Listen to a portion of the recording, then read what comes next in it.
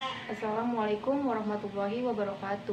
Saya Dina Amelia dari kelas 12 IPS 1 ingin mempresentasikan tentang pemberontakan di Indonesia. Assalamualaikum warahmatullahi wabarakatuh. Perkenalkan, nama saya Putri Rahmawati dari kelas 12 IPS 1. Assalamualaikum warahmatullahi wabarakatuh.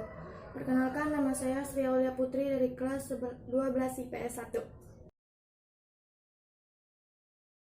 Saya di sini akan menjelaskan dua materi. Yang pertama, pemberontakan aparat di Jawa Barat. Yang kedua, pemberontakan Andi Aziz.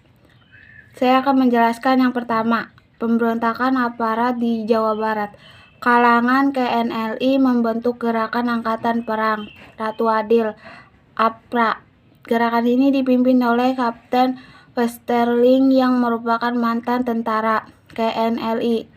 Pada tanggal 23 Januari 1950, aparat merebut tempat-tempat penting di Bandung seperti markas Divisi Siliwangi dan membunuh setiap anggota TNI yang mereka temui di jalan, termasuk Letna Kolonel Lembong. Bahkan Westerling berencana menyerang kabinet RSI dan membunuh beberapa orang menteri, seperti Menteri Pertahanan Sri Sultan Hamengkubuwono, satu ex-sekjen Kementerian Pertahanan Mr. Ali Budiarjo, dan penjabat Kepala Staf Angkatan Perang Kolonel T.B. Simatupang. Pada April 1950, Sultan Abdul Hamid yang kedua dari Pontianak, yang merupakan kepala negara di Kalimantan Barat dan menteri tanpa portofolio di kabinet RSI, ditangkap karena dituduh sebagai dalam negara gerakan APRA, dan Westerling berhasil melarikan diri ke luar negeri. Yang kedua, saya akan menjelaskan tentang pemberontakan Andi Aziz. Andi Aziz adalah mantan Letnan Adjundan Wali Negara Indonesia Timur (NIT) Tezokorde Gede Sukawati yang telah bergabung dalam APRIS dengan angkatan kapten pada tanggal 30 Maret 1950. Pada tanggal 5 April 1950, pasukan Andi Aziz menyerbu dan menduduki markas APRIS di Makassar.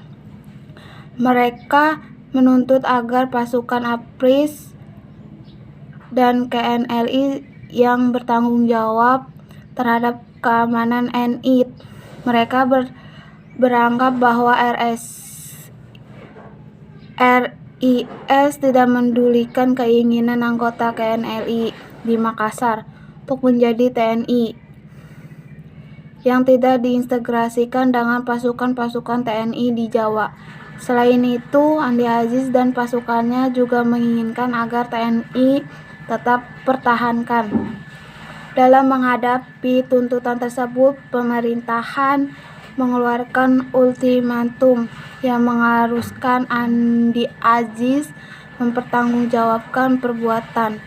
Namun ultimatum tersebut tidak diharuskan oleh Andi Aziz dan pasukannya. Pemerintahan akhirnya bertindak tegas dan mengirimkan pasukan ekspedisi di Makassar yang dipimpin oleh Kolonel Alex Kawelarang, yang didahului oleh batalion orang yang telah mendarat pada 18 April 1950.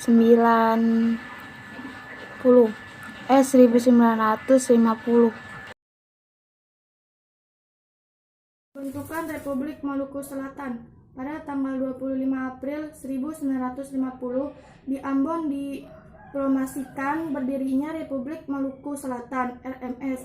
RMS dipromosikan oleh Mr. Dr. Saumakil, mantan Jaksa Agung Negara Indonesia Timur. Sumawakil sebenarnya telah berlibat di dalam petualangan Andi Aziz. Akibat kegagalan gerakan itu, ia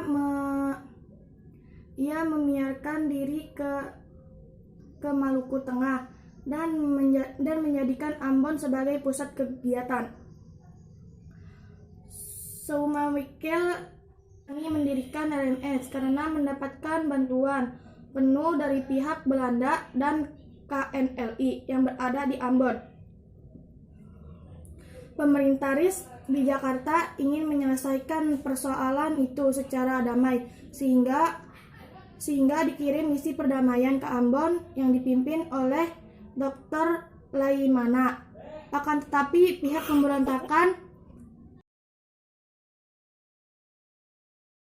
pemberontakan PRRI atau Persemesta.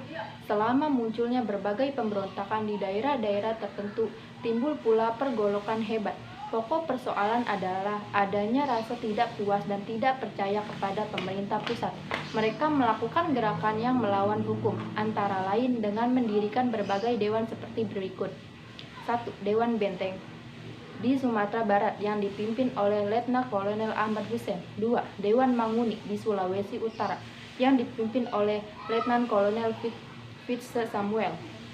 3. Dewan Gajah di Sumatera Utara yang dipimpin oleh Kolonel Maulidin Simnolon. 3. Dewan Garuda di Sumatera Selatan. Pendirinya adalah golongan politik tertentu yang didukung Letnan Kolonel Berlian dan aktivitas dipimpin oleh Mayor Nawawi. Pemerintah berusaha menyelesaikan persoalan di daerah-daerah secara damai, namun mereka tetap berkeinginan memisahkan diri dari pemerintah pusat.